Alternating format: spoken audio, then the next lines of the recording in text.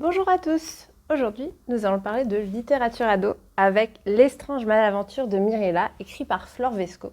Alors Flore Vesco, c'est peut-être un nom qui va parler à certains d'entre vous. C'est une auteure de littérature jeunesse qui s'est fait connaître avec Deux capes et deux mots et qui s'est plongée en littérature ado avec cette réécriture du joueur de flûte d'Amelin.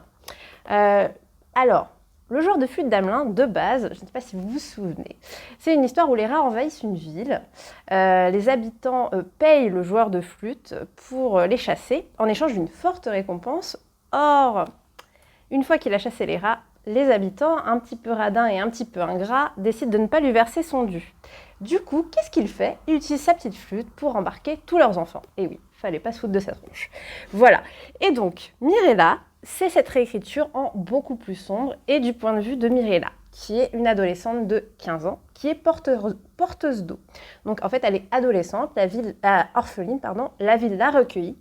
Et donc, pour en gros justifier le jeter le couvert, on lui demande à cette époque moyenâgeuse forcément d'apporter l'eau partout. Donc c'est un peu le larbin de service de tout le monde. En gros, dès que tu as besoin d'eau, je ne sais pas, pour te laver ou pour faire la cuisine, on dit « Mirella, j'ai besoin d'eau !» Voilà. Grosso modo, c'est ça. Donc, elle est épuisée, elle a besoin de faire 10 ans de service, je crois qu'elle en est à sa 6e ou 7e année. Elle tient le bon bout, la pauvre. Mais elle se fait un petit peu malmenée par tout le monde. Et comme elle a 15 ans et que ses formes commencent à arriver, qu'elle commence à devenir une jolie femme, en plus, elle commence à se faire harceler par les hommes. Donc, le début du roman n'est pas forcément hyper joyeux pour Mirella.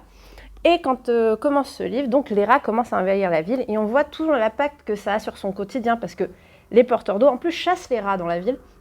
On commence à leur dire qu'ils font pas bien leur travail, etc.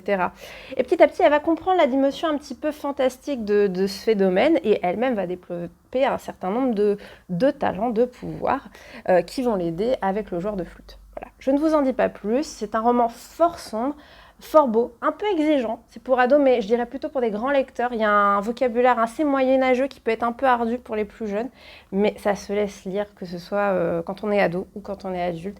C'est drôle. Avec les jeux de mots qu'elle fait, c'est très drôle.